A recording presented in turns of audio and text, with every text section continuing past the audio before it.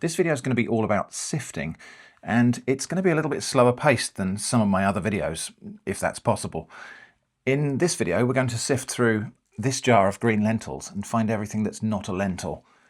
Later in the video, we'll probably do the same with this jar of spelt grain, but also we'll go out and sift some things out in nature as well.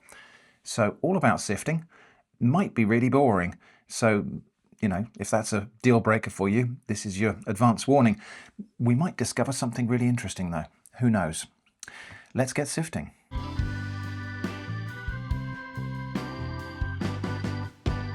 This is something I don't commonly do. So we're going to get a nice clean tray and we're going to sift through this jar of green lentils to pick out everything that's not a lentil.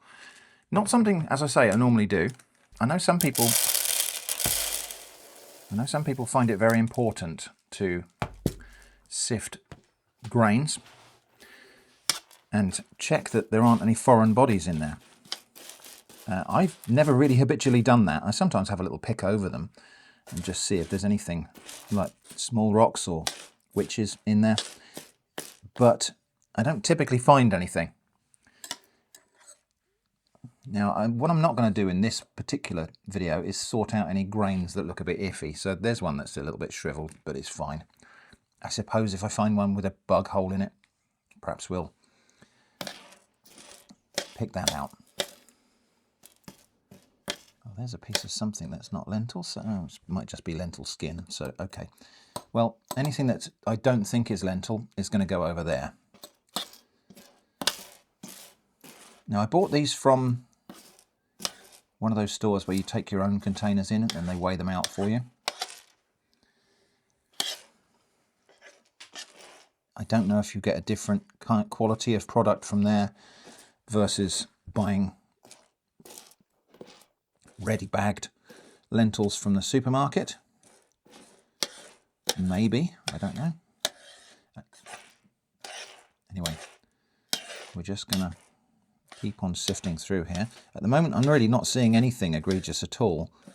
And I am making sure that as I spread them across the tray here, I'm getting them in a single layer.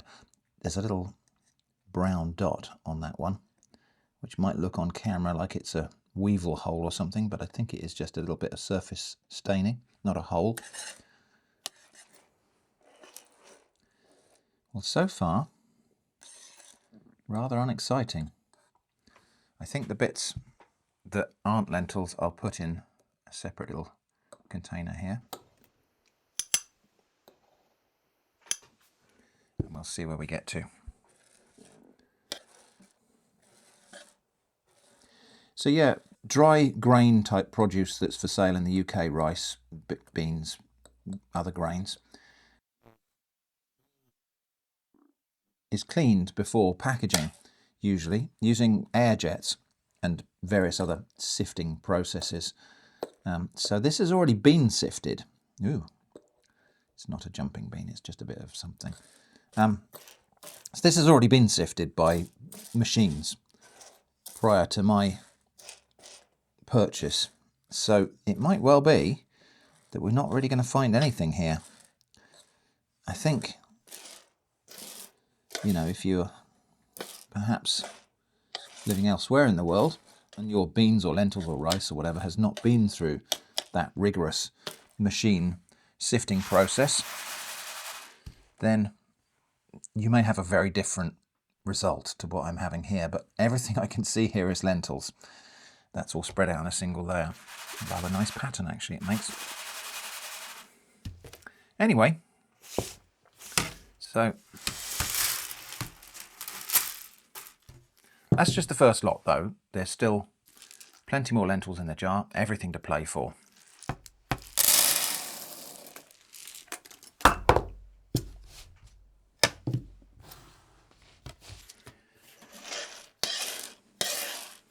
Well, I think actually spreading it out in a single layer like that is probably where we go for this. And again, little brown spot on that one, but just a bit of staining. Little surface bump on that one, but nothing, no foreign bodies.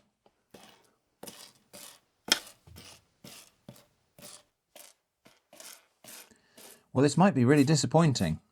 we might find, you know, in the sense that we are sifting to try to find things in here, there is nothing in that little collection there that isn't a lentil.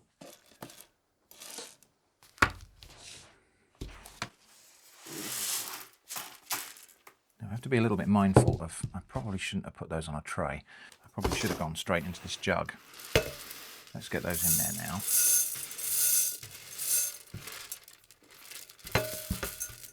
Yeah, I think we'll dispense with the other tray. And we will just tip the spent or the examined lentils into the jug for easy return to the jar later. So here we've got a couple where the skin has come off. So these are just, again, lentils, but they're just peeled. I'm not going to sort those out because they're not a foreign body as far as I'm concerned. I'm not going to pick those out, I should say. I'll sort them out. So they're over there. A little bit of some sort of debris there. Oh, I lost it. Is it stuck on the tweezers? It's gone. That's very strange. Let's see if I can find that again. And again, little bits of spots and staining on the surface of some of these lentils.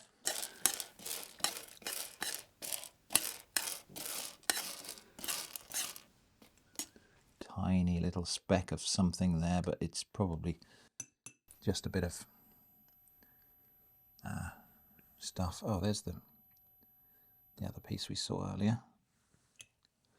But I don't think anything in this pot so far is more than just a piece of a lentil that's broken off in, you know, while this has been jostling around in a bag or in transit and such.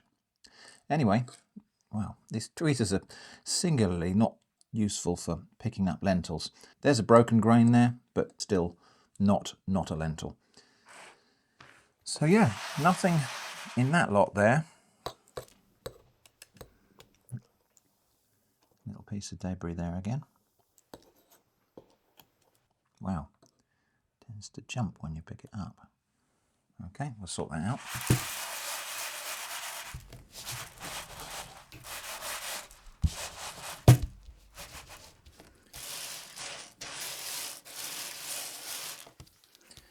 But yeah, is it bad that I'm slightly disappointed that there's no contamination in my lentils? I hope to have something a little bit more exciting to show you, but, you know, exciting being a relative term here.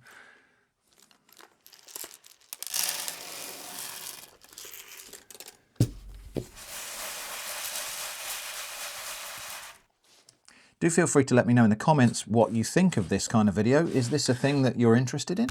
Is this a thing you... Well, I suppose if you've already stopped watching, then you're not here to hear me invite you to comment that you stopped watching. That doesn't really make much sense, does it? That is just a broken piece of lentil, but we'll sort it out just so we can look at it. Yeah,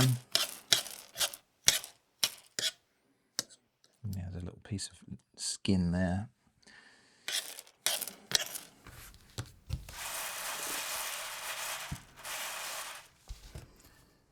Again, a few little broken and damaged grains, but nothing that ain't a lentil.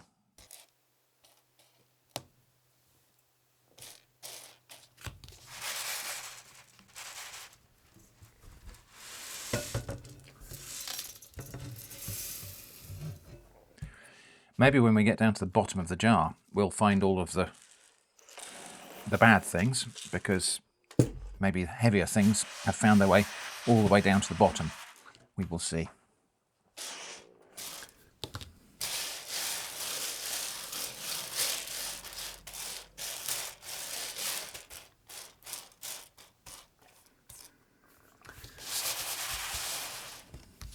Well, again, broken grain.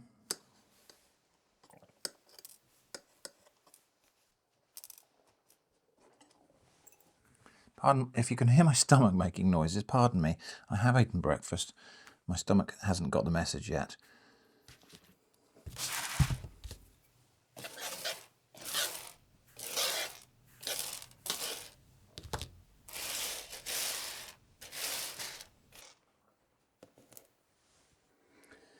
Well, now from this video we may infer whether it's even worth sorting lentils from this particular source, I suppose. But bearing in mind this is a relatively small sample size, so we shouldn't jump to any hasty conclusions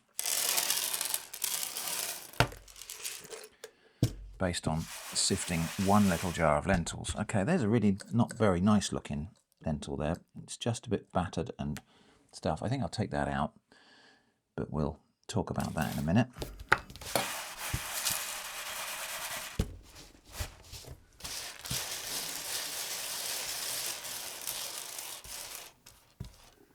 Little bits of lentil skin.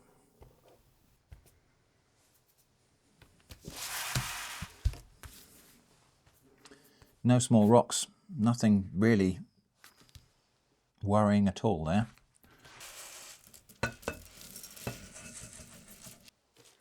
Well, we're about 2/3 of the way down.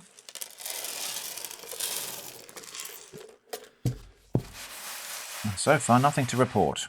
This is not the most exciting start to what never promised to be a very exciting video.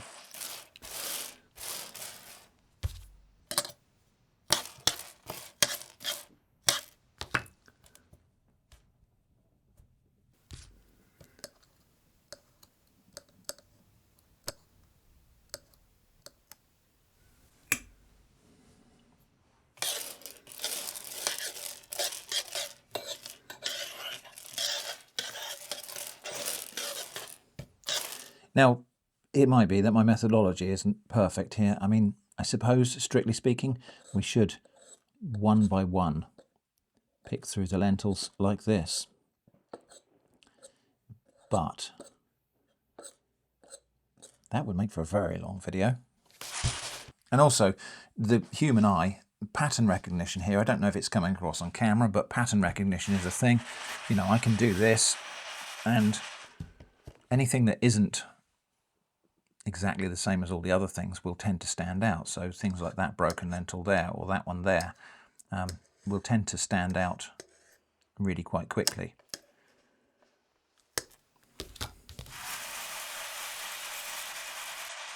So I feel confident that I would spot something here if it was a thing that we are to pick out. There's another broken lentil there.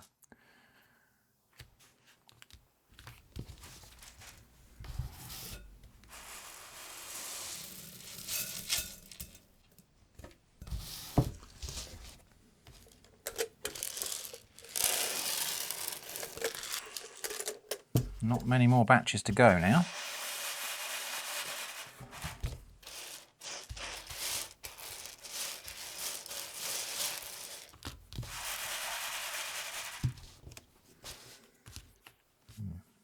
Piece of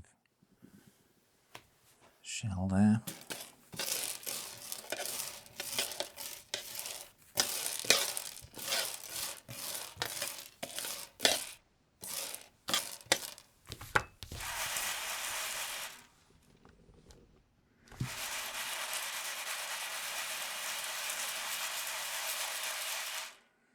Nothing there.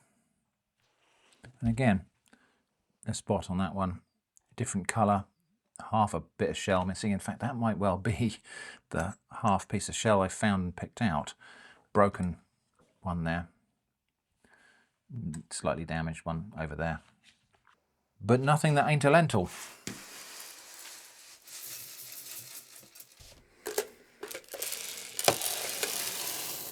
That might have been too many. That might have been too many, but that's all of them now. Yeah, that was too many. Okay, let's do it a little bit more sensibly. In fact, I think I might put half of those back in the jar.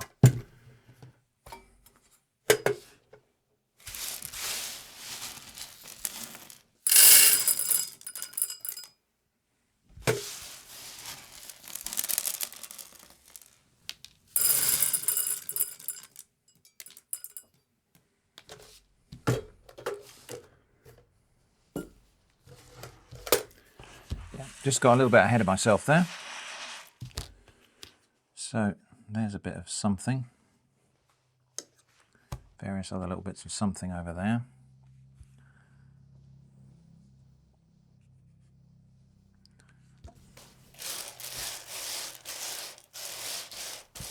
In fact, lots of little bits of something, but they're all bits of green lentil skin. You can just tell from the colour and texture.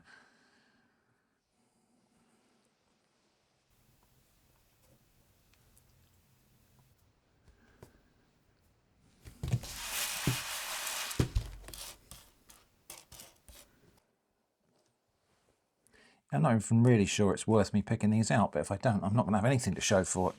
My process of sorting at the end. There's something that is different. No, it's not. It's just another piece of lentil skin.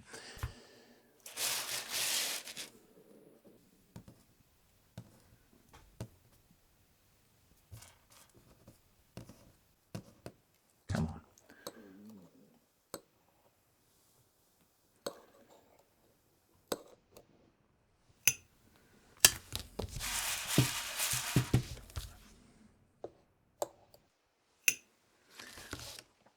So I've seen other people do this before, and their yield from sifting through a kilo of lentils was various insect parts, bits of rocks, sometimes seeds that are not lentil, so grass seeds and mallow seeds and other stuff, small pebbles, little clumps of dirt, stuff like that. And certainly if you get a little rock in your lentils and that survives all the way through to cooking, that could break somebody's tooth. I've heard of it happening. I've never encountered it myself.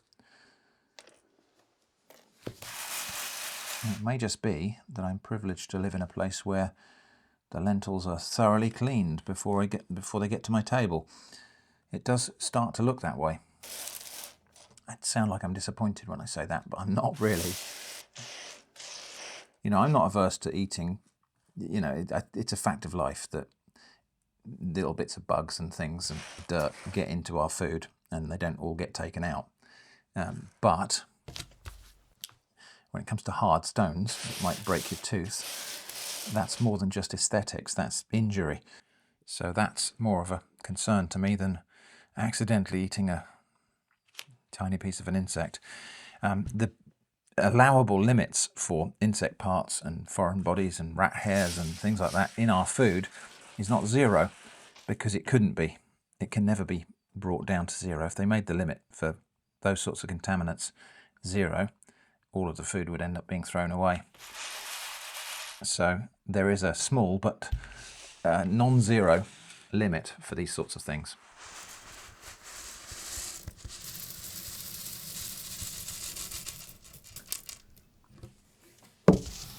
Okay, now we really are down to the last batch.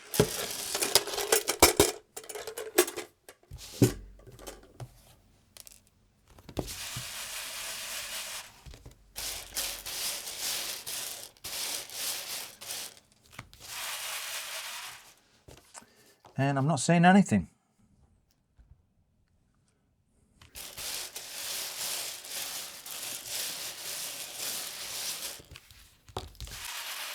Well, what a voyage of non-discovery that was. So, again, there's a grain with a little dark mark on it. It's not a hole. I've got some halved lentils that have accidentally peeled themselves in the whatever process. Got a few of those here that have become basically split lentils here. But nothing in here that doesn't belong. Well,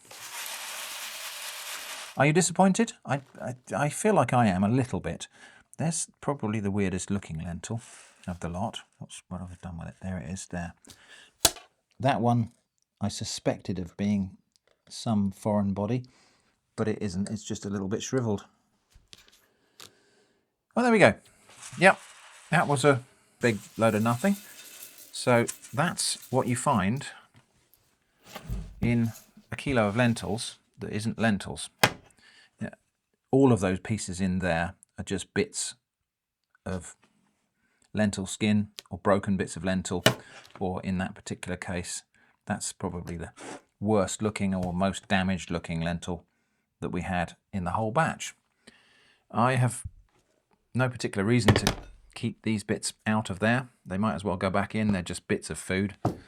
And likewise that one, it doesn't look the nicest looking lentil, but it's not a beauty competition. So this lot can all go back in there now. See if I can do this one.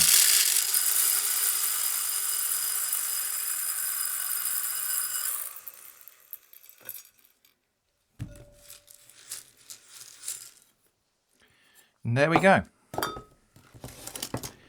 The things I found in my lentils were lentils.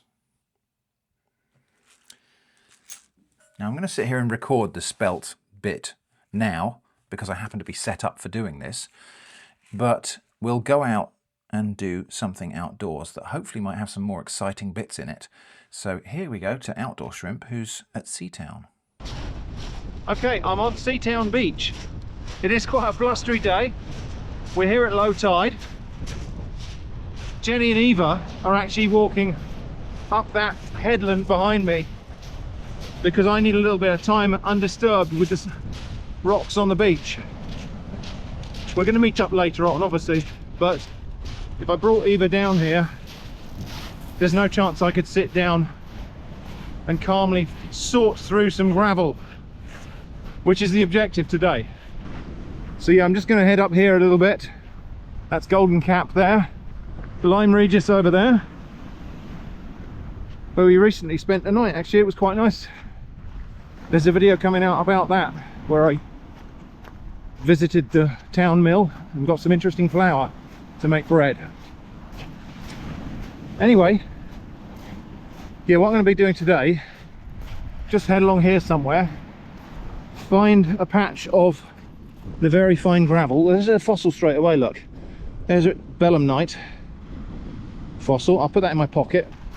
But yeah, we're going to find a patch of fine gravel, sift through it, and see what we can find. I'm expecting it to be crinoids.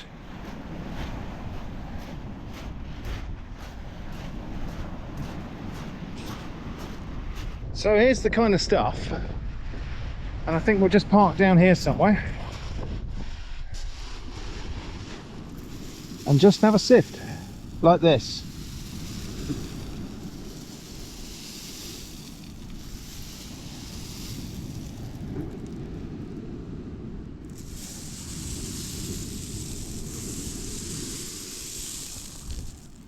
Lots of lovely pieces of this lime bay agate, but that's not what we're looking for today.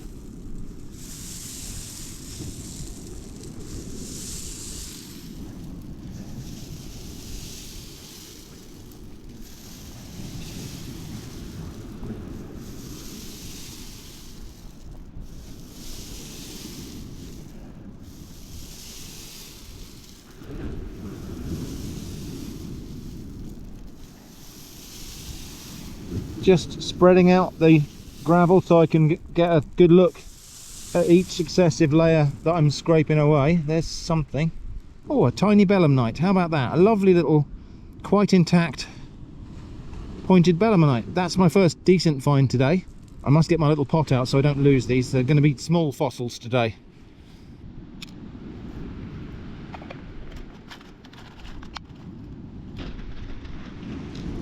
We really are just going to be doing this through the gravel. Well, and as I've already demonstrated, there are fossils to be found in here. There's another nice little belemnite.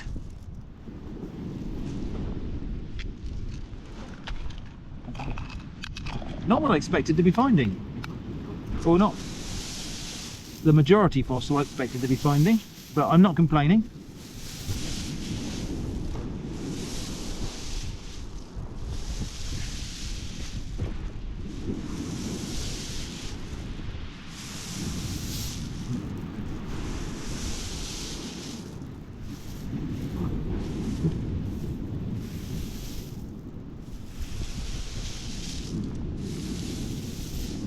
Okay, just going to move up this way a little bit now.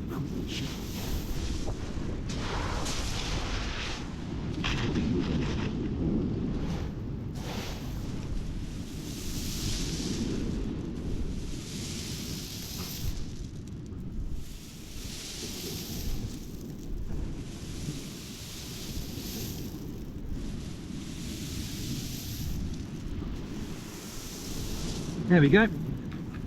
That's a crinoid. A lovely star-shaped crinoid fossil.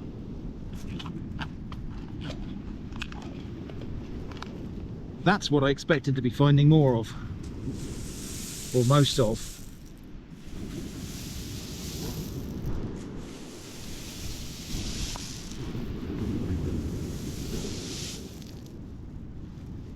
That's just a piece of worn lias or something like that, I think.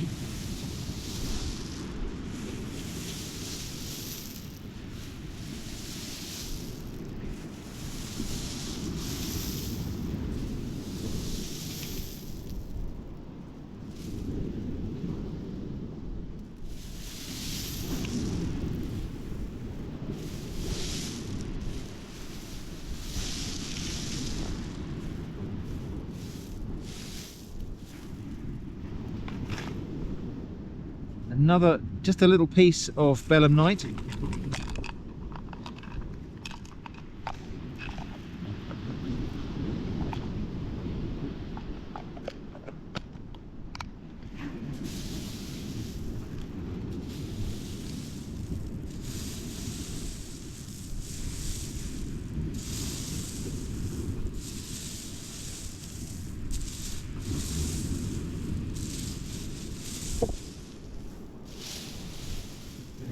Okay, we'll just move along a little bit.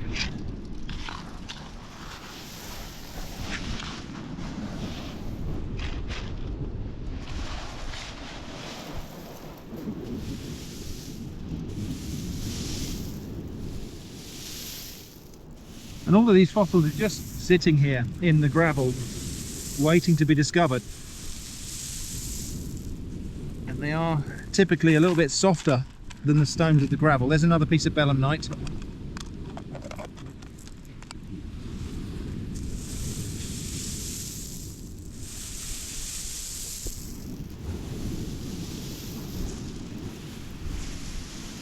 And I don't want to move too much gravel in any one moment. I'm just taking like a handful of gravel and spreading it across the surface, because the fossils could be anywhere in here, and so really it's a case of trying to spread out each successive scoop of gravel and have a good look across the surface that we're finding. I thought I caught a glimpse of something there, and I think I've covered it up again. Never mind, there will hopefully be more. Slightly larger piece of belemnite there.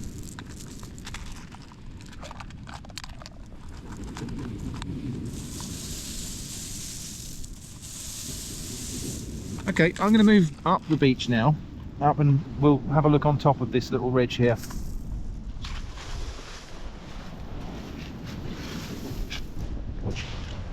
In fact, we might just go up here onto this next ridge, see what we can find in this bit.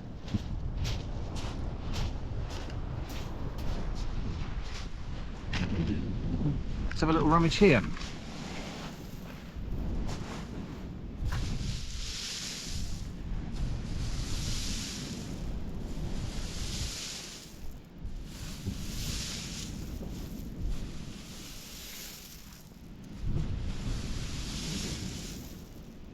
Piece of plastic, I'll put that in my pocket. Well, I'll put that in the pot as well, because we'll get rid of it.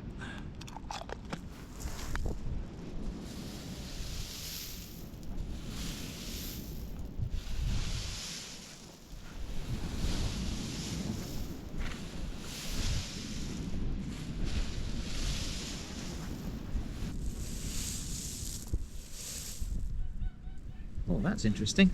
A very, very slender belemnite there. That's a lovely little specimen.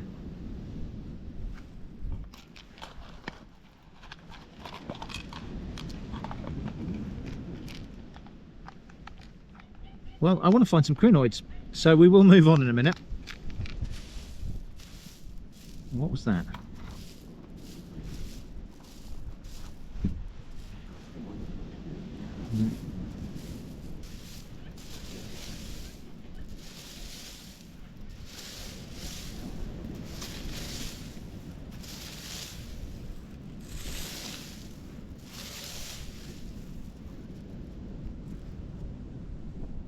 Possibly a tiny little piece of pyritized ammonite there, but I'm not taking that. It's not very clear what that is.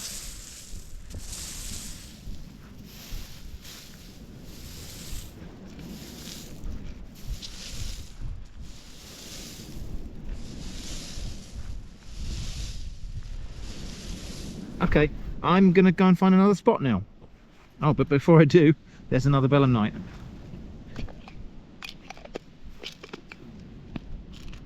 I'm just gonna wander along here. I'm gonna sift this bank again. That's the one I was on just a minute ago. I'm gonna go back down to this bank. There's a nice fine spot here which looks slightly finer gravel than it was when I started. So let's have a sift here. It's a piece of clay there, not a fossil.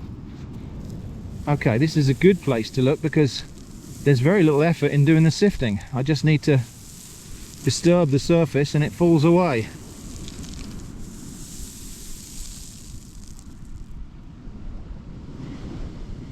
Possibly a belemnite section, but this one's quite soft. I think we'll leave that.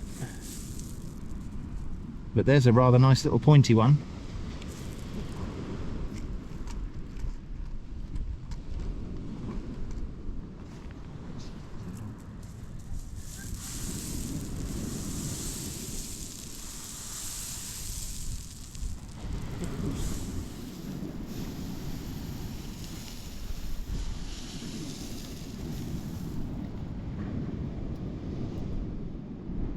I think that's just a piece of shattered flint.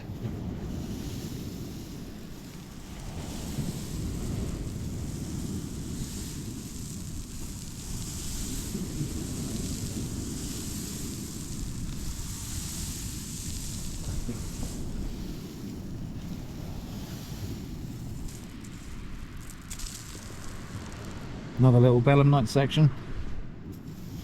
I want more crinoids.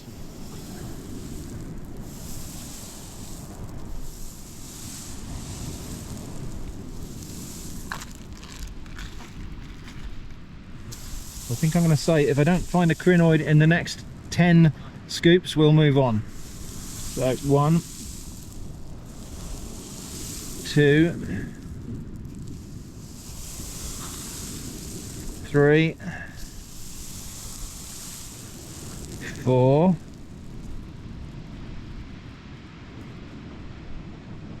nice lovely little piece of lime bay agate, but that's not what we're looking for. 5, 6, 7, 8, 9, 10. Okay, no crinoids. Let's move on. Well, as I'm moving along here, I haven't gone very far, and this stuff has got a lot finer. Actually, you can see where the beach has really been scoured away. It's been scoured down to the clay here. So a lot of stuff has been moved around. But this is really, really fine gravel here. I think we'll park around about here and prospect this little spot. You can already see something there. But it's another belemnite. But it's a nice one. So that's going in the pot.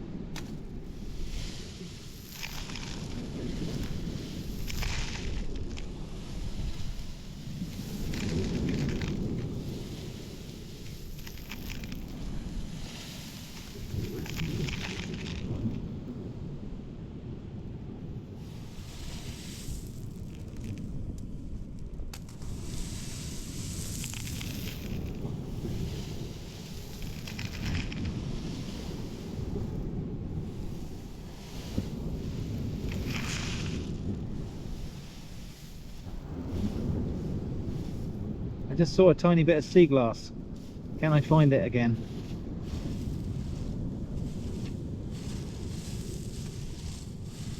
Nope, gone.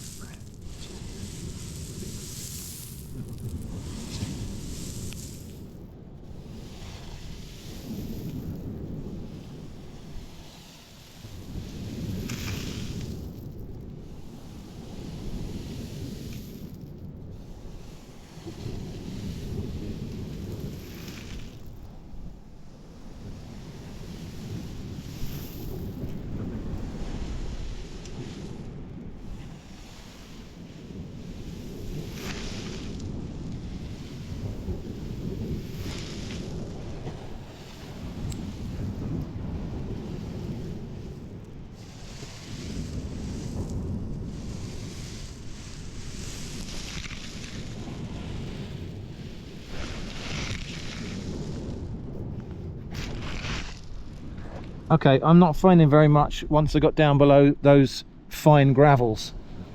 It looks like most of the finds are in this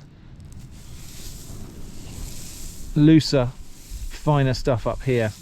So we'll move along a little bit. Try not to bury the camera this time. Although, you know, I totally did that on purpose.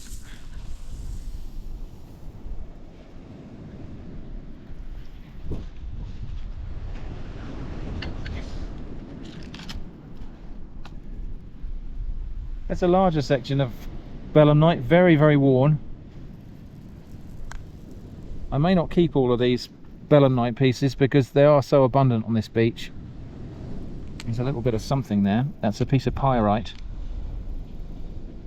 And you can see ridges on it. There's possibly a piece of an ammonite. I think I'll put that in the pot. Okay, I'm going to shift along this way, backwards a little bit. And now we'll do this bit.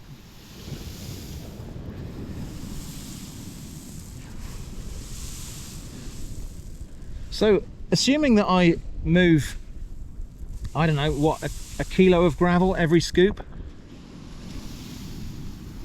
and I do that every 2 seconds, that means that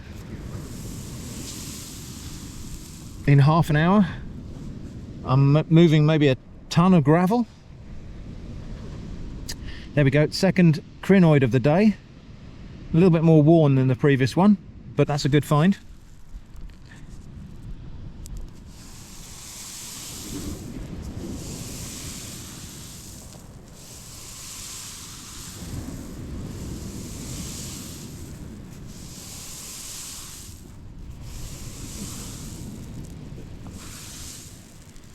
And it does look like the crinoids are to be found in this top loose gravel.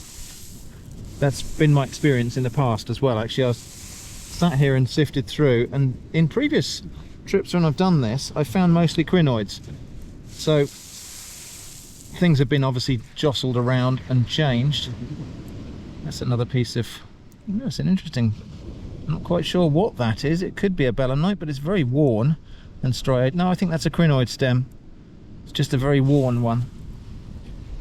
Okay, I'm going to get those in the pot.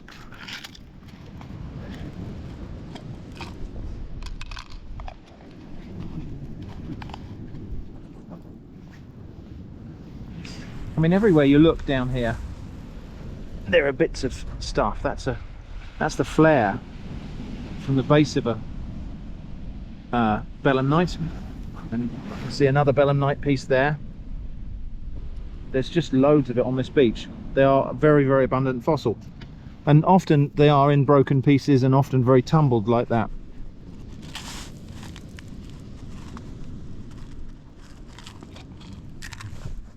We'll have that piece with the flare because that's a different specimen.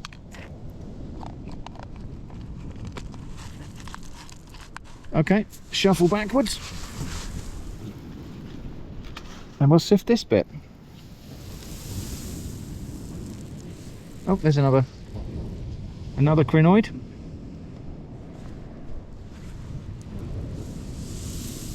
We'll get some close-up pictures of these when we get back to the studio. For now, the objective is just to sift the gravel. Little belemnite, lovely, slightly translucent one there. Oh, and a crinoid. These are crinoid stems. Don't very often find the crinoid calices here. Another belemnite. What was I saying? So yeah, the objective really is just to sit and enjoy the meditative sifting of the gravel.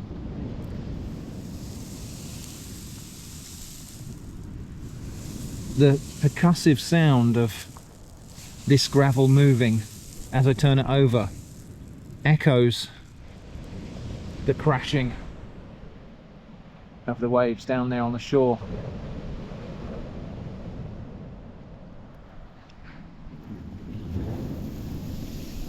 As always, I'm mindful of the tides when I've come here, because when the tide comes in, it will come up to these cliffs and there'll be no beach to stand on. So I always come here on the falling tide, or at least at low tide. I'm not very far from the car park at the moment, so if we had to make a dash for it. Oh, that's a lovely one, look at that. So that's a crinoid, that's a belemnite, but it's clear quartz, or maybe clear calcite, but it's a completely mineralized one that's really translucent, really got some lovely translucency to it. Okay, I have a small handful of things that I've collected here now, so it's time to open that pot up again and just deposit my finds. We're doing pretty well though, look at that. And that's just in about 20 minutes. Okay, continue sifting.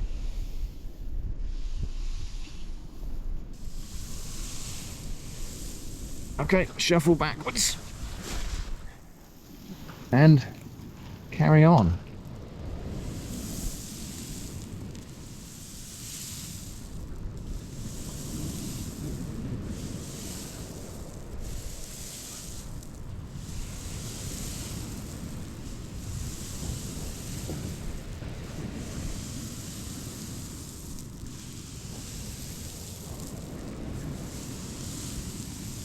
I imagine this process of running your hands through the gravel is either wonderful or terrible for your skin. So I will change hands in a minute to make sure that at least I get the balanced effect.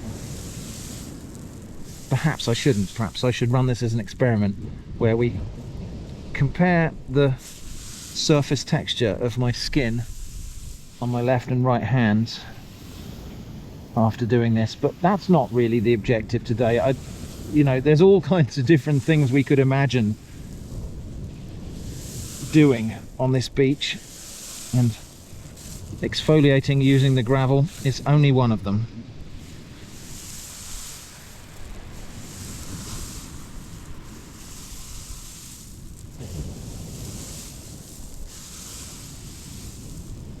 Okay, we seem to have moved out of the productive spot here, but we'll keep going. I'll just keep shuffling along like that and turning it over just to see what we can see. And of course I'm possibly missing things.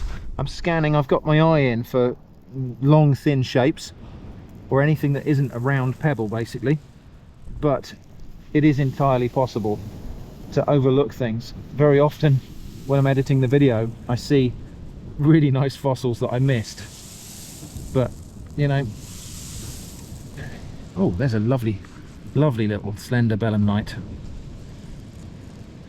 I mean, these, I probably should be getting bored of these by now, but I'm not.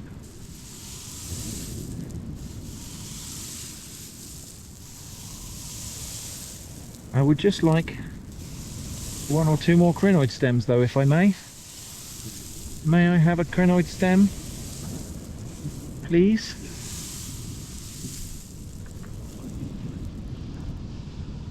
That's just a piece of stone, I think.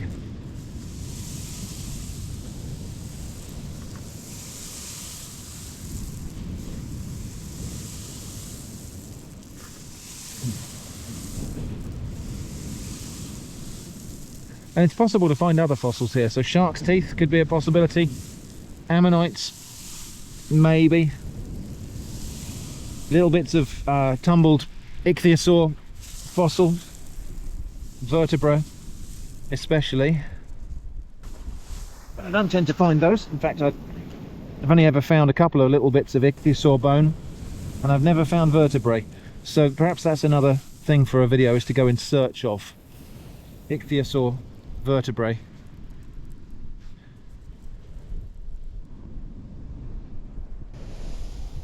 Oh, I'm actually liking this bit of gravel here for some reason. So let's... Just got a good feeling about this patch of gravel here. The texture of it looks about right. Something there. That's another belemnite.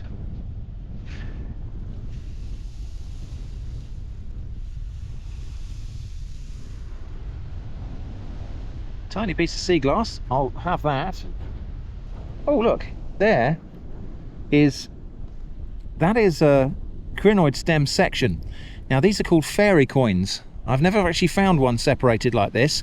It's just one little segment of the stem of a crinoid, and it's still star shaped, and yeah, these are called fairy coins. So that's a first for me, finding that. That's good.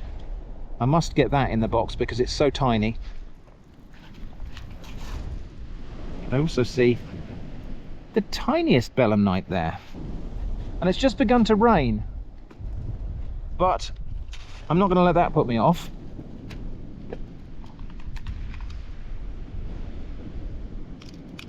Not when there's sifting to do.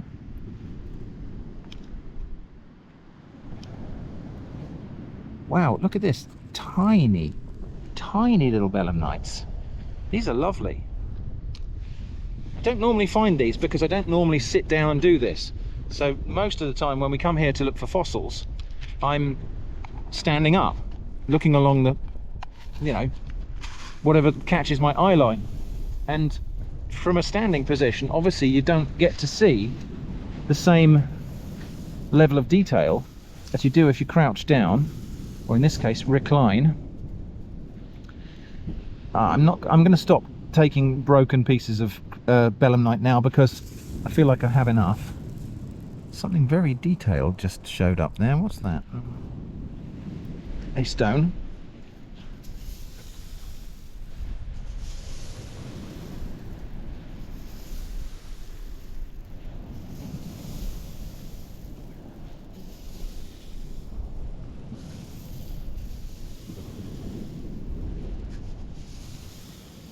Now the chances are there are many, many more of those little fairy coins in here.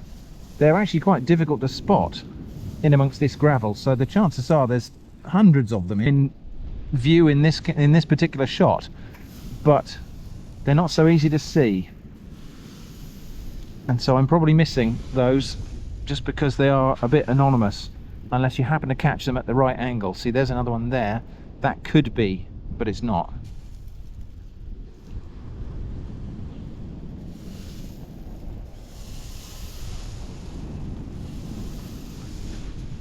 Yeah, lots and lots of little pieces. I'm going to stop collecting belemnite sections now. If I find any intact ones, I think I'll probably continue having those, but we'll stop picking up the... Yeah, see, that's a nice one. That's mostly intact. It's still got its pointy end on there. That's one worth keeping. There's a nice little sandwich of a rock there.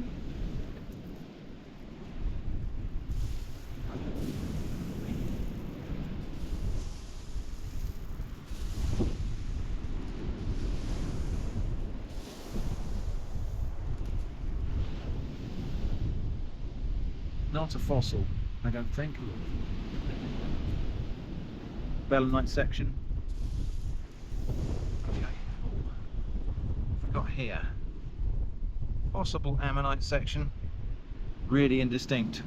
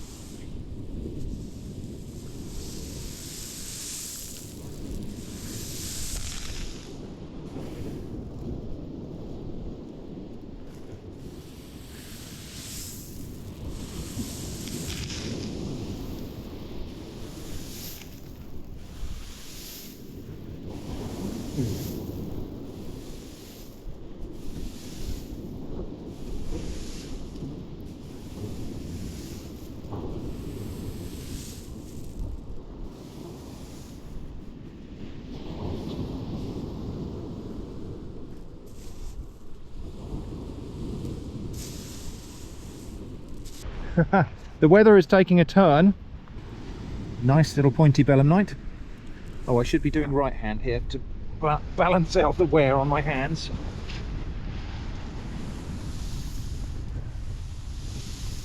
It's now raining quite steadily, but I don't care.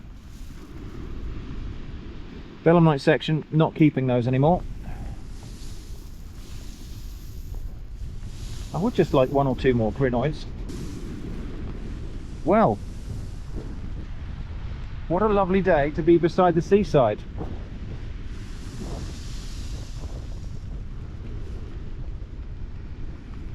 But I came here to do a thing, and I'm not done doing it yet.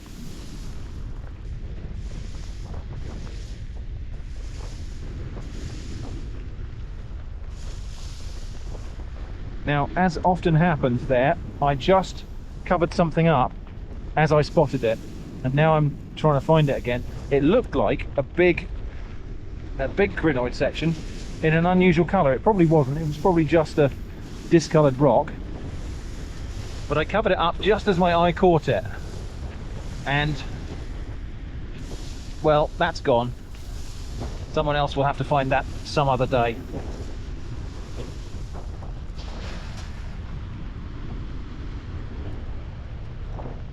Well, yeah, I'm going to stop in a minute because we've got enough finds to go home and talk about, but I need to find 1 more crinoid, I think, before we call it a day. That might happen in this section here. I've already found, laying on the surface, another little pointy belemnite. Okay, make sure my pot doesn't get blown away because the weather has really taken a turn for the worse. This is going to be the last little bit, I think. So just through here, belemnite section.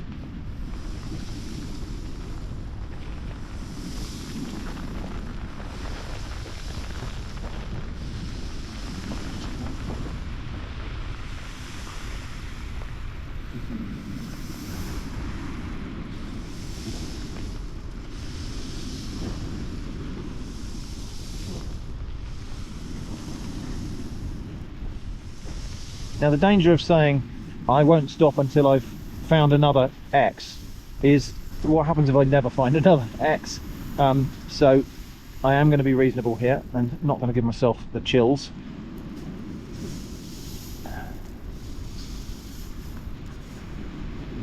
At the moment, the idea of retreating home to a nice cup of hot chocolate and some dry towels is tempting.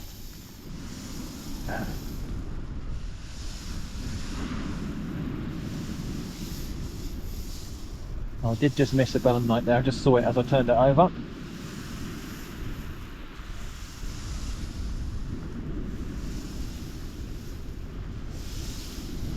Oh, it's brightening up.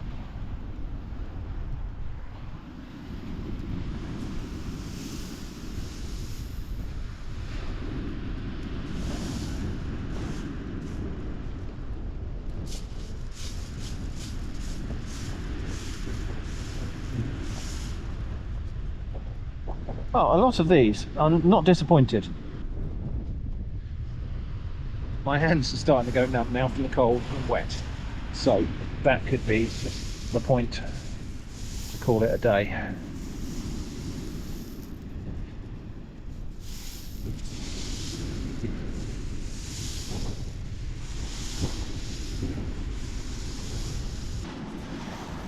Okay, what about here? Well, straight off, little pointy belemnite, another one but broken.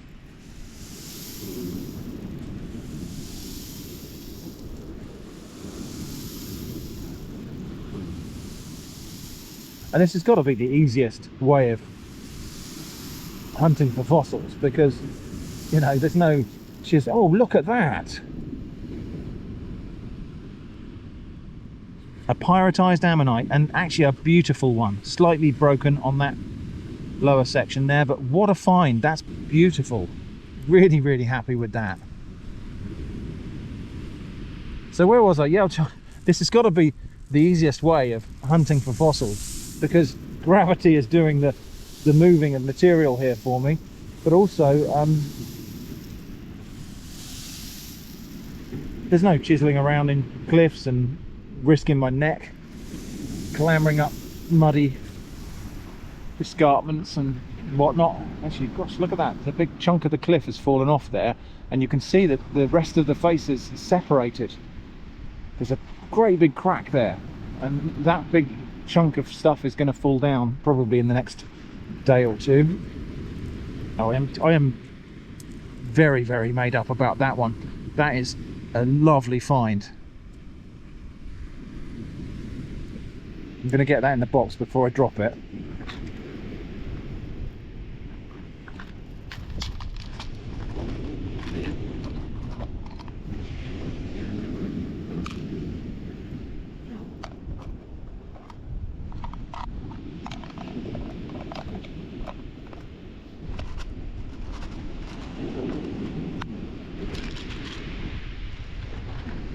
Okay, I don't think we're going to top that, but we will keep looking.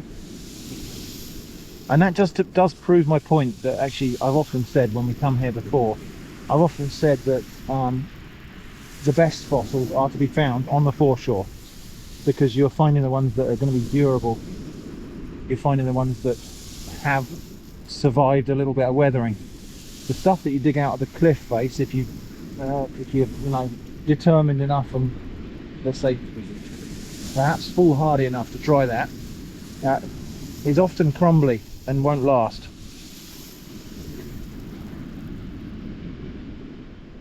Do I need any more belemnites? I'll hang on to it.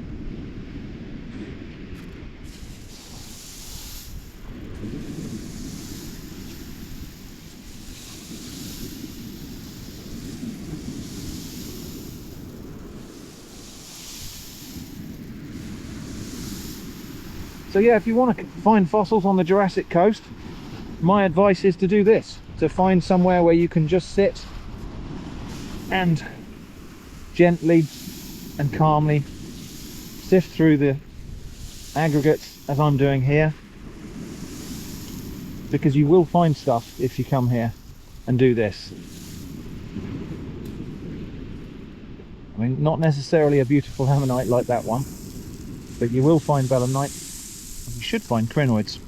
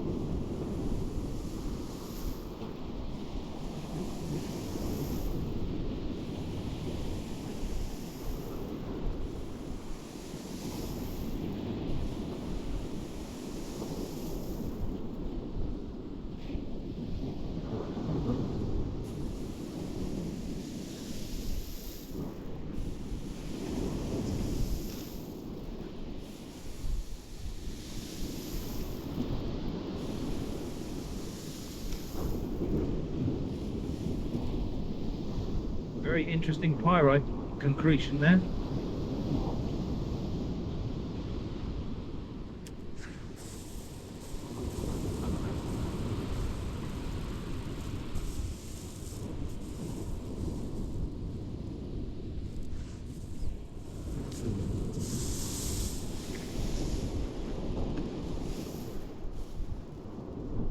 Another section of belemnite.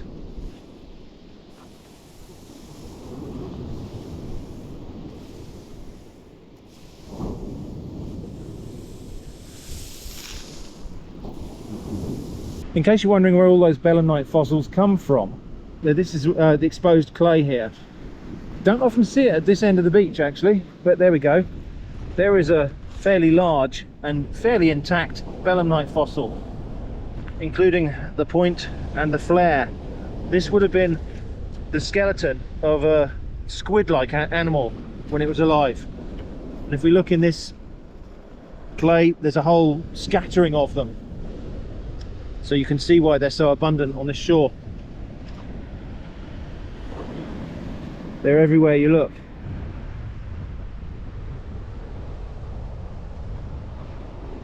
And in other layers in this clay rock, you'll find ammonites and the crinoids. So yeah, I think that's enough. Let's head back to Studio Shrimp now for some different kind of sifting. So the spelt. Here we go. We've got about 750 grams of spelt grain here. Spelt is a wheat-like grain. I keep this because actually you can throw this into casseroles and stews, a bit like pearl barley, but this is not a pearled grain. And it will cook and soften, and it's just this lovely little chewy grain that just adds some texture and some nutrition to a casserole or a stew, or you can cook it on its own and have it instead of rice. I don't very often do that. So we have a lot of broken grains here. There's a little broken spelt grain there. There's half a grain. Again, half a grain.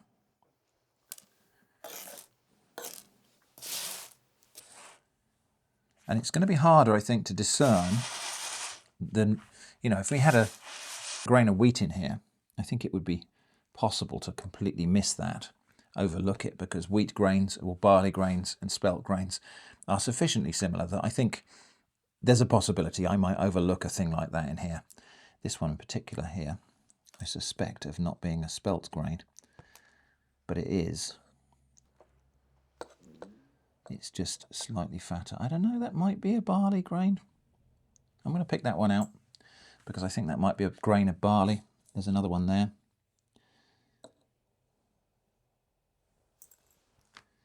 Or they might have just been incompletely threshed. They might still have a little bit of their husk on them. There's another one there. Do you know, I think I'm probably being silly. That's not a grain of wheat. So there's a spelt grain. There's a, yeah, that's fine. That's exactly the same. It's the same thing. It's just that one's slightly shorter and fatter. Nothing here that really warrants being suspected as a foreign body.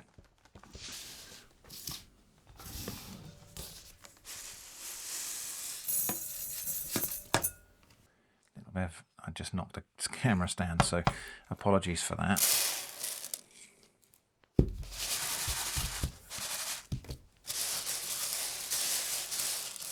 Now, there's a lot of dust came out with that one. Oh, hello. We've got something, well, not just, it probably is a spelt grain, but it's just not a very nice looking one.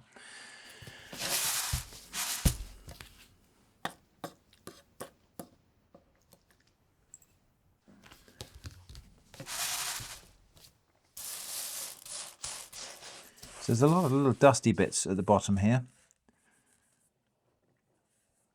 where these grains have been knocked together and losing little bits of themselves in the package, in transit, or, you know, in sorting or sifting or processing.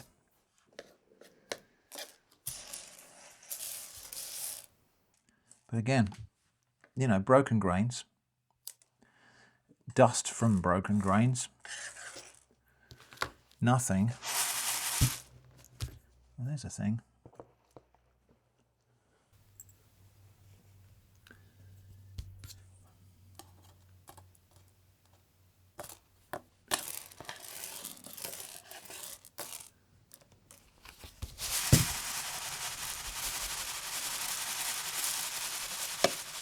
Actually becomes easier to look at when it's moving, or it's easier to spot the differences when the whole cohort is on the move. That's really interesting.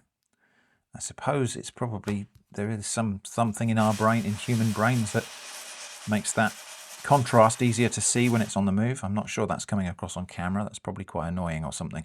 Anyway, there's a thing. I'm going to spend a little bit longer looking at each batch of this because it is inherently harder to see. the things that I need to pick out.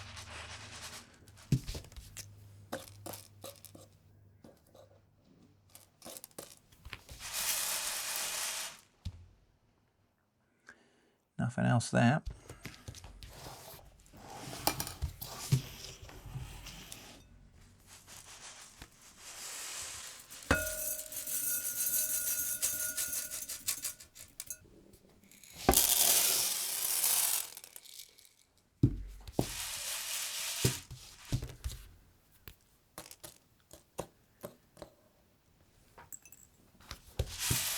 Something there. There's another piece of something there.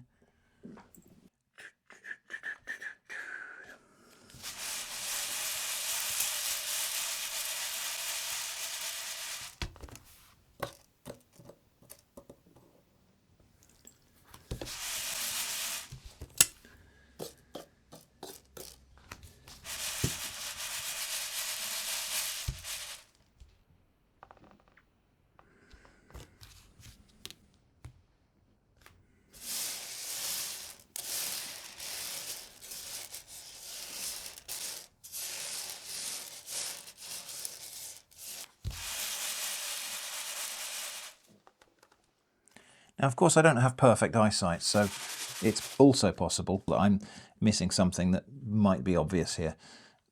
But that's why I'm taking my time. It's just a broken grain. Or is that a seed that isn't spelt? Or is it just a piece of broken... No, it's just a broken end of a grain. Yeah.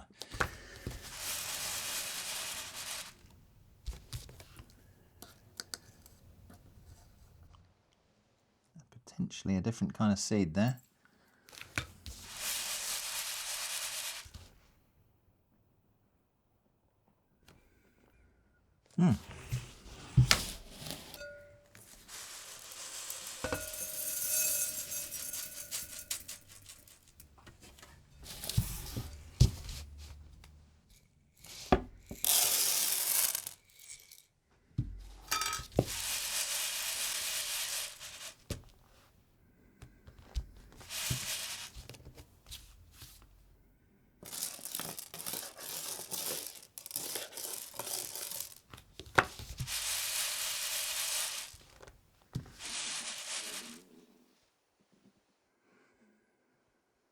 Nothing in that lot.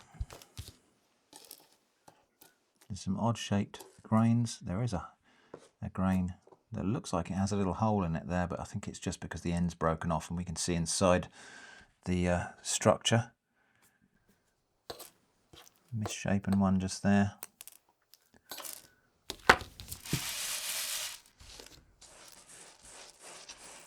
It's worth actually doing different methods of sorting, like spreading them out like this would enable me to see the smaller things that might be hidden underneath the junctures of two adjacent grains or something, but there's a nasty looking one. We'll have that out.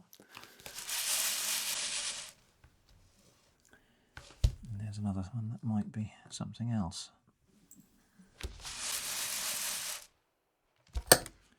Yeah, I think some of these ones I'm picking out and suspecting of being something else are just slightly underripe grains and I've got a bit of green on them. Okay.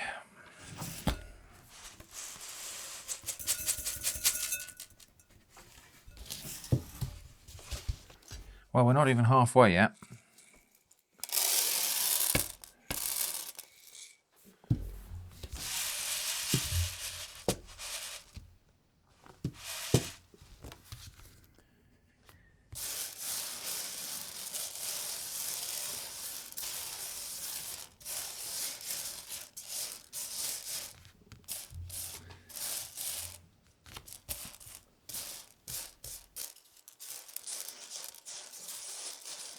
Now, I should probably mention, I'm not doing this because I'm worried about stuff that's in my food. You might have already got that from watching my videos. I don't tend to, insofar as I think about, well, that's a really interesting pattern that was creating. Insofar as I tend to think about stuff like contamination in food and, you know, everything we're discussing here, mostly that's me thinking about the comfort of the audience, me thinking about maybe the questions the audience might have. Trying to anticipate your questions sometimes might make me seem a bit neurotic myself, but generally speaking, I'm fairly relaxed off camera about stuff like this. I mean, you'll have seen me on camera shoving handfuls of unwashed blackberries down my face, probably without even due caution about looking for little wriggly things in them. It's not a thing I tend to worry too much about because, worrying too much about stuff deprives you of experiences. And, life is too short for that.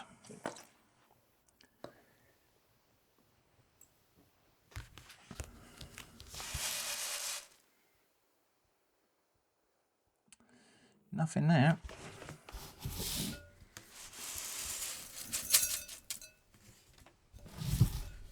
There's something that might be. No, it's not. It's just, again, I thought that was a smaller seed, but it's not. It's a piece of broken grain.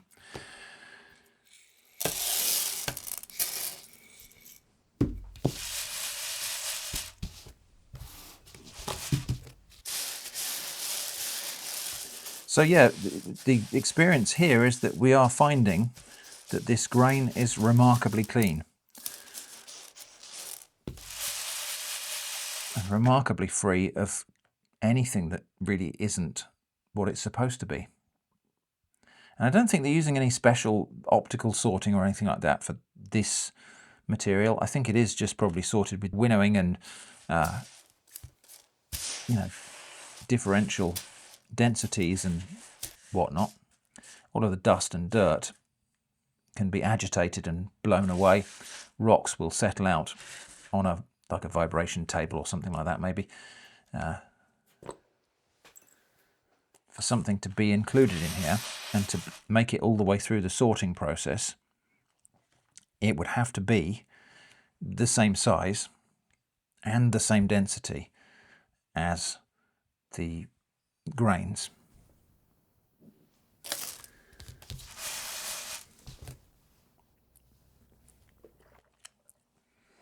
And nature probably just doesn't arrange things that way. So, if there were different seeds in here, they're different shape, they're different density, their different surface properties even would show them up. So I think they've already been sifted out. There is nothing in that lot, apart from just some. I'm seeing more broken grains because we're down past halfway now.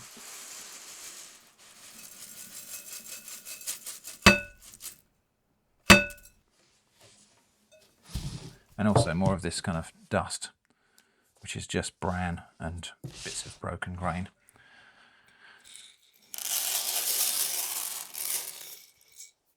Which is just bran and essentially bran and flour.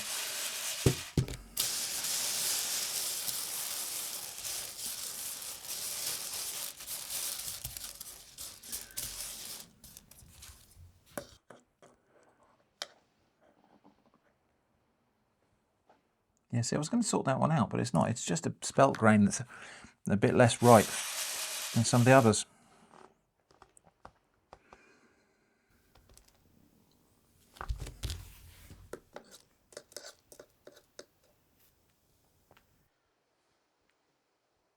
Maybe different.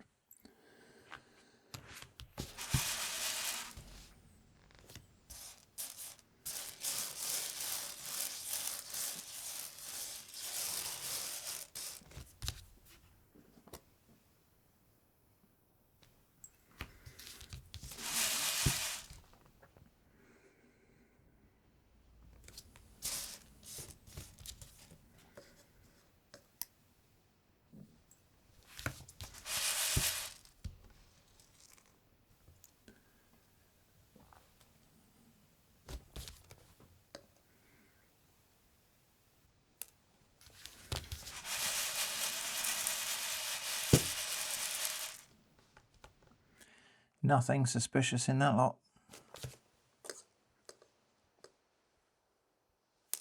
Just a broken grain.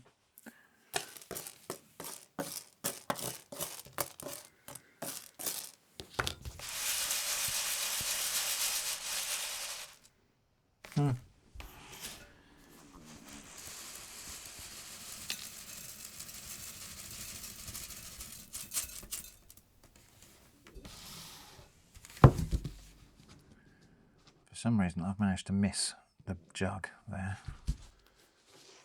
a couple of times. Okay, we're down to about the last third now, which could be potentially where the interesting things are, but I feel like I've said that before more than enough.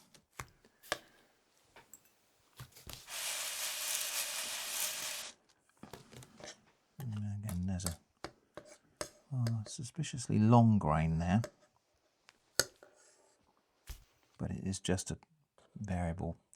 There's a suspiciously green grain, and there's a suspiciously fat grain, but none of them are anomalous really. Not really anomalous enough to make me want to sift them out.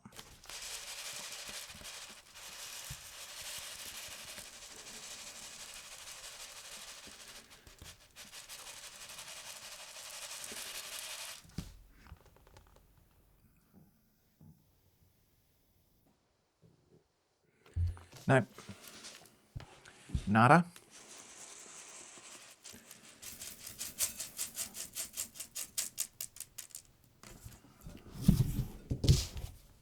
So it might be interesting to do this. I can get bags of imported beans that perhaps haven't been sifted or that perhaps haven't been sorted and packaged in this country. So perhaps we could, in another video, audit the packaging quality or sorting quality of foreign sources of beans and grains.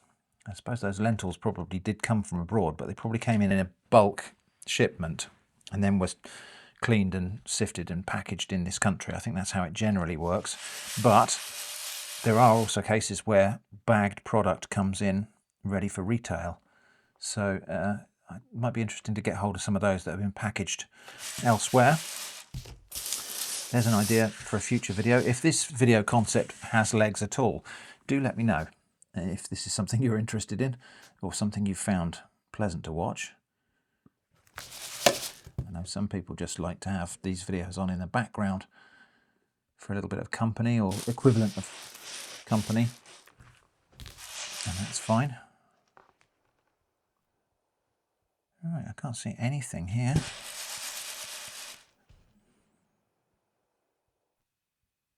No. Again, more broken grains and more of this dusty, browny, floury whatnot. But nothing that ain't spelt.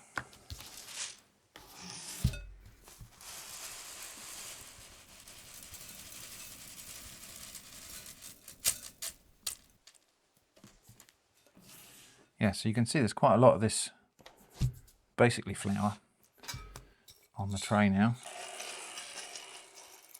Of course, spelt as a grain is an opportunity for dad jokes. So when I was out shopping with my kids, when they were at that stage where you could embarrass them by saying stupid things in public, and it therefore becomes your duty to do that as a father, the packets of spelt typically said spelt grain on them. And of course, as a dad joke, Dad, you say, I know how it's spelt. Oh, Dad. These are the things which mortify you as a child, but actually at the same time, you want your dad to do it because it's fun. And later in life, you realise how much fun it was. And then you do it to your own children. So the tradition continues. So I picked this grain out here because it's got a hole in it. Oops. And this is the first one I've seen with a hole in it that could be a weevil hole. but I don't even think it is. I think that is just, well, we'll pick it out and put it there. Haven't seen any weevils or larvae or pupae in here, and we would see them if they were present. They are relatively conspicuous. They're not looking to hide themselves from this kind of inspection. But yeah, there's a piece of weevil damage that might have happened in the field even, or it might have happened in some earlier stage of packaging or storage or whatever. Right, well, there we go. That's the last bit. And there we go, lots and lots of separated bran there. But rubbing that between my fingers, it doesn't feel sandy at all. That's not dirt, that's just bits of grain that have knocked themselves off.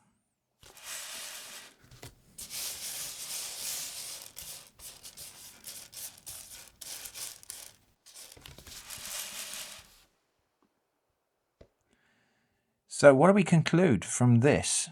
I think we have to conclude that these samples, at the very least, and perhaps with a weak inference to the general quality, but these samples have been very clean.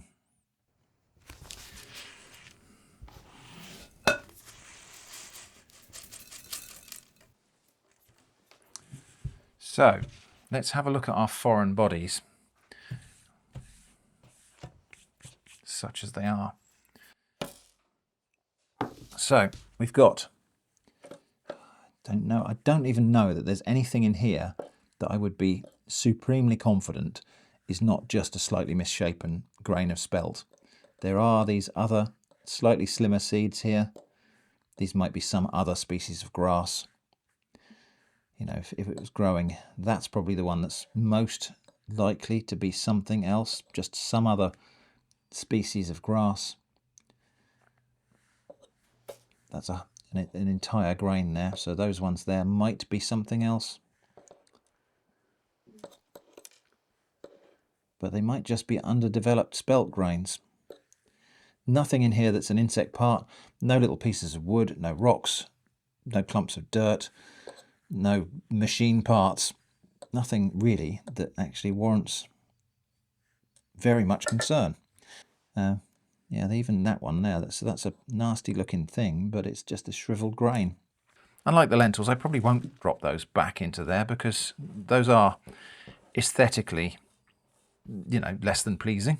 So those ones will be sorted out and I'll put them out, and I'll probably put them out and the birds will probably eat them.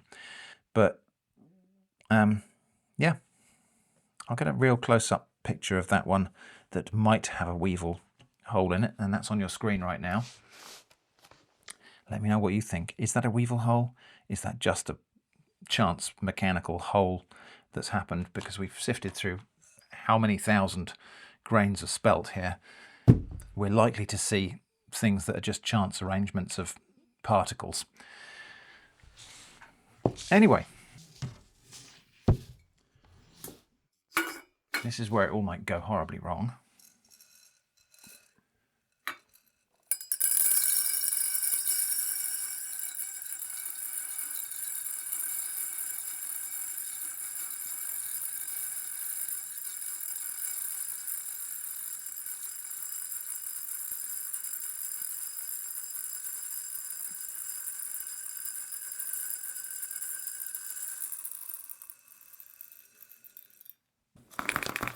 Because of packing and whatnot, that jar does seem more full than it did when we began.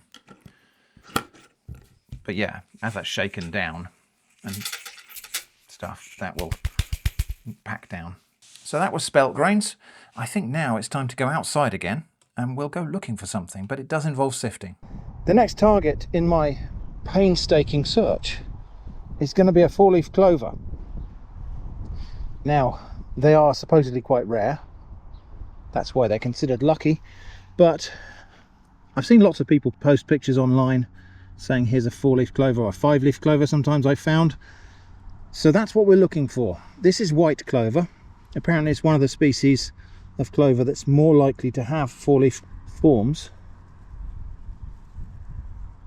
Most of the leaves, most of the normal leaves are like this. They have 3 leaflets. But occasionally something goes wrong, either damage or mutation or something like that, and it produces 4 leaves. And that's what we're looking for. So I'm going to find a nice clump of clover. We'll sit down and have a sift. So here we are, beautifully lush patch of white clover. And I'm told that the thing to look for, see, the leaves have this chevron on each leaflet, and so the thing to look for is a leaf that looks like a square. The only problem with any of this search is that a lot of the time what can happen is you get 2 leaves. I'll see if I can demonstrate it. So you get leaves that kind of overlap each other or get entangled with each other like this, and so you can at a glance look at that and think, oh, that's got too many leaves, but actually it's more than one stalk. Anyway, all this talk won't get the 4-leaf clover found. So I think the strategy is just going to be to separate the leaves like this and go looking for anything that stands out as slightly unusual. So it is a process of sifting once again. Now, as I understand it, also, you know, once you find one, you're quite likely to find another one in the same vicinity, because it tends to be, if it's a mutation especially, it'll tend to be a plant that's gone a bit wrong and is producing multiple leaves that have the mutation. I'm not seeing anything here, so we're going to have a look over to my side over here. There's another clump right here, so we'll have a little rummage through this lot, see if I can find myself a 4-leaf clover. Some people find this absurdly easy and seem to just, you know, they can step out the door and say, there's one. I am slightly envious of that skill. I wonder if it takes a particular kind of visual acuity or pattern recognition or just a very sharp eye. It could be one of those things that, you know, you'd need to train your eye in on. Like I used to find with the sea glass when I was hunting for sea glass. You wouldn't find very much to start with, and then all of a sudden you'd get your eye in and you'd see it everywhere. There is plenty of clover here though, so I'm just going to shuffle around on my bottom and have a rummage amongst the leaves.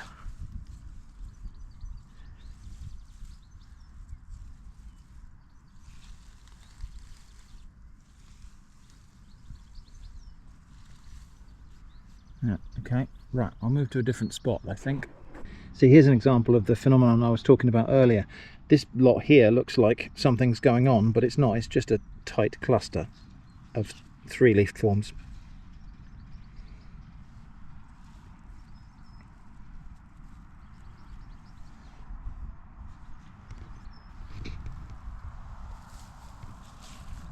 Okay, well, I will keep looking.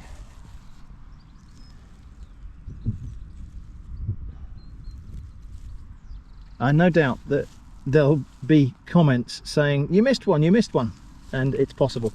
I mean, things like this, again, that looks like something weird's going on there, but it's not. It's just overlapping leaves.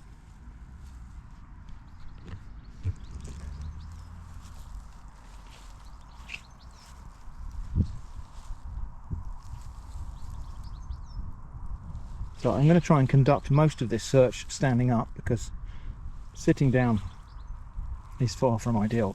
What we got here, is that one? No, not really. That's just one where the leaf, each individual leaflet is damaged and split. Yeah, sitting down is a bit messy, and crouching down is a bit uncomfortable. So I'm going to conduct a lot of the search standing up. It should still be possible to spot them, so I'm told.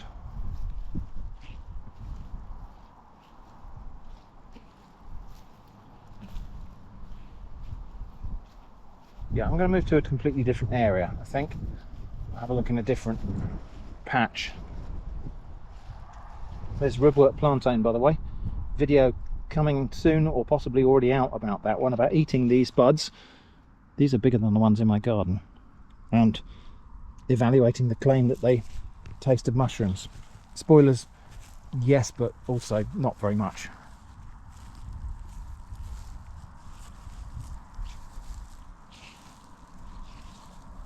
Right, is there anything here?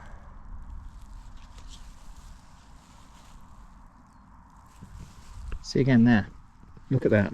That looks like there are too many leaves on that there, but it's just too nestled together.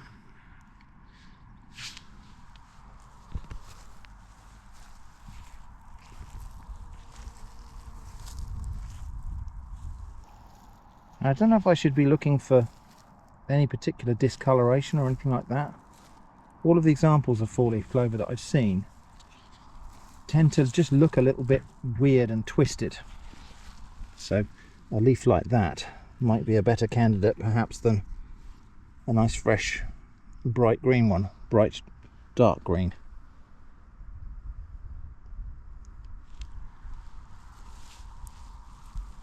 Well, it'll be embarrassing if every single search in this video is a fruitless one. Although I have to say, I'm recording this bit before the bit you watched earlier at Seatown, where I went looking for fossils, or where I'm going to go looking for fossils. So I don't know what the results of that are, but you do.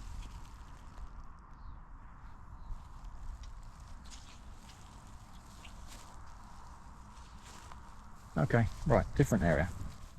So I don't know, it might be that there's some kind of visual acuity you need to have to find these things. It might be that there's some skill that you need to kind of zone out your vision a little bit and let the thing find you.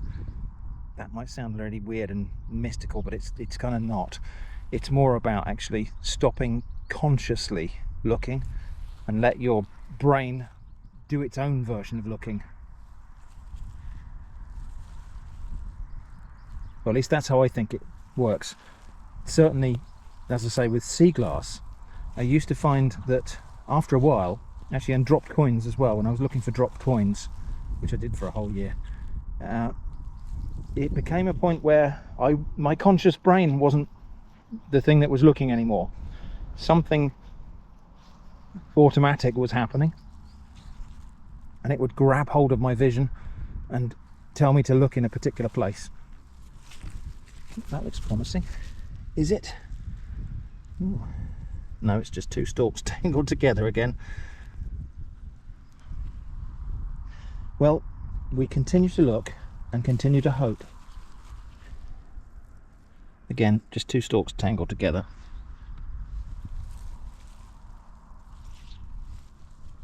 Okay, this looks promising down here.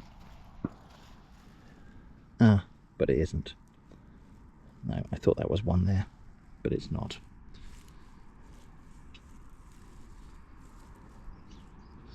Okay, the search continues.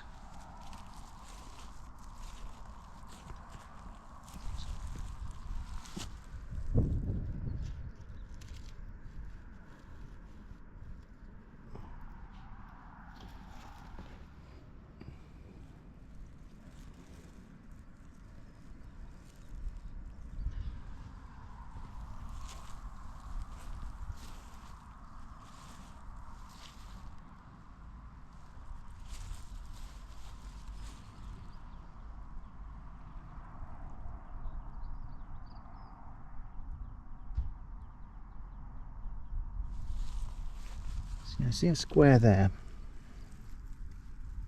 Oh, is that it? Yes, it is.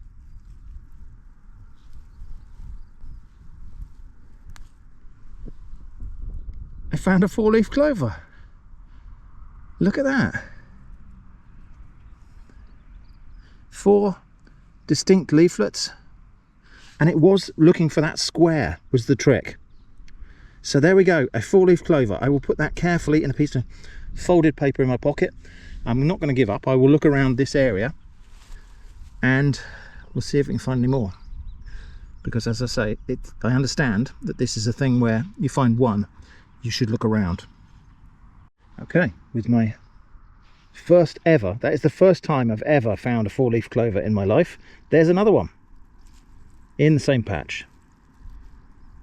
That one's looking a little bit sad, but there we go, 4 leaves on that one too. So I'll tuck that carefully away in my pocket too, but certainly it's holding true that you find several of them together in the same place. So I will continue my search in this little area here, which seems to be promising, but I will now tuck my 2 4-leaf clovers away for safekeeping.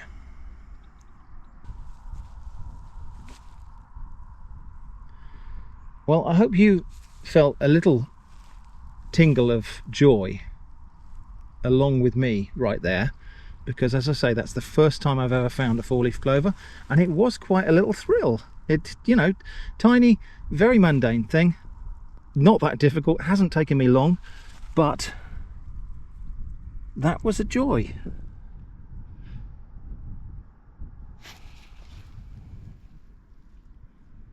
That seems to be the only ones I'm going to find in this little spot here. And objective having been completed, I think it might be time to move on. It feels like it might rain actually. So anyway, I'm just going to head back to home. I'm going to hand you over to Studio Shrimp now for the wrap up. So Studio Shrimp wrap up part 1. And yes, this is spoilers for an upcoming video. These are some new old cookbooks I've got. This is my treasure, which I just brought home and just arranged the leaves so we can see them properly. Spread them out on a piece of paper like that. And I will press these and dry them. So I'll put the books back on these in a minute, but that will basically, the paper will wick away the moisture from the leaves. They'll dry out in the pressed shape that they are there. And then I can frame them or something like that. But what a joy and slightly unexpected thrill that was, just to find 4-leaf clovers. As I say, first time in my life, and it wasn't that hard, so they're clearly not that very rare. But the plant is called trifolium. It's supposed to have 3 of these little leaflets, but these are my lucky 4-leaf clovers, and I feel lucky. I feel like I was lucky today, even though, as I say, probably not that uncommon, given that it took me less than half an hour to find them. But, you know, you make your own luck, I suppose, don't you, they say. And, well, I feel like I really did today. So we'll cover those back over carefully. We'll put the books back on top. And I'll probably move them to somewhere else, actually, in a minute. But we'll press those and press them until they're dry. I haven't yet been out to record the part of the video where you have probably already seen me sifting through gravel. So I don't know what the results are, but I'm going to hand you over to post beach shrimp now. Studio Shrimp wrap up part 2. We're back from Seatown, and here's my little box of finds. But actually first, while we were at Seatown, we did a walk up Golden Cap. That's going to be a separate video, but I did say I was going to have a piece of cake when I got home. So I've got a nice custard slice and a cup of coffee. Custard slices have always been a bit of a puzzle to me because it's a couple of layers of pastry, 3 layers of pastry, with soft custard in between. The pastry's quite stiff. If you just bite into it, custard goes everywhere. How are you meant to eat these?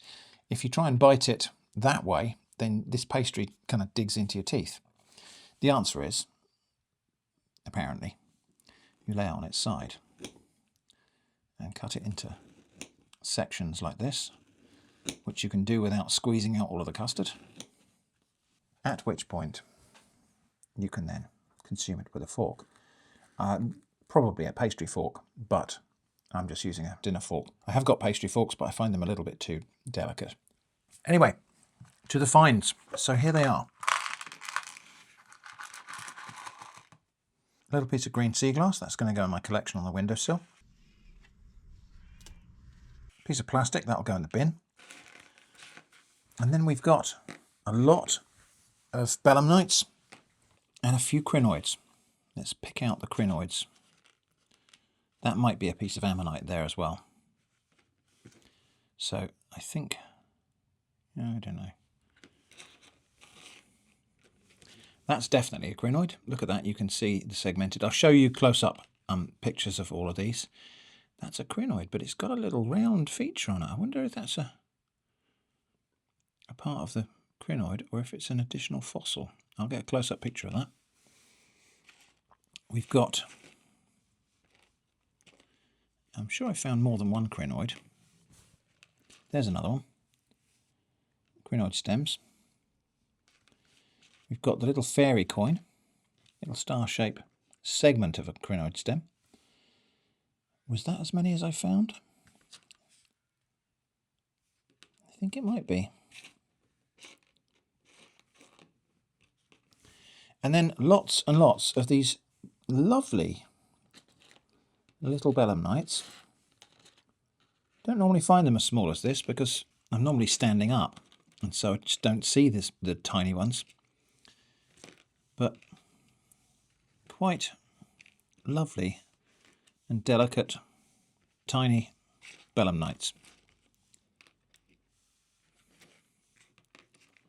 And quite a nice collection of them as well. So these will go in my little cabinet on the wall, I think. Lots and lots of sections of belemnite as well. Oh, there's another. Oops, that's another piece of crinoid there.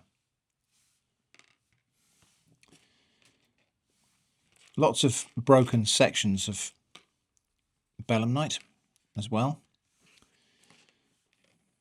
But a lot of nice intact points there.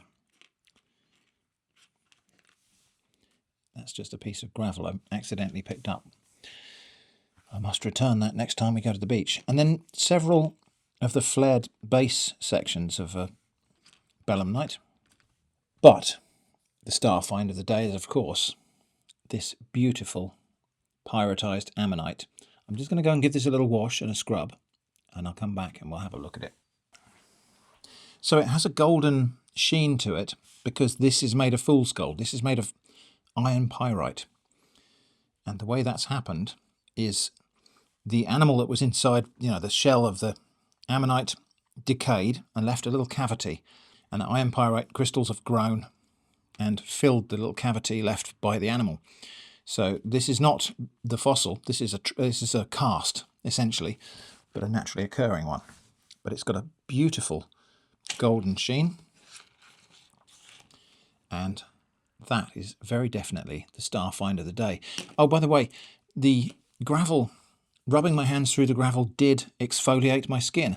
My thumb was really quite rough and calloused from gardening and various other things. And it's now smooth as a baby's bottom, which is more than can be said for my bottom. So those are my finds for the day. I think that was well worth it, going sifting through the gravel there. Didn't take me very long to find some lovely fossils for my collection.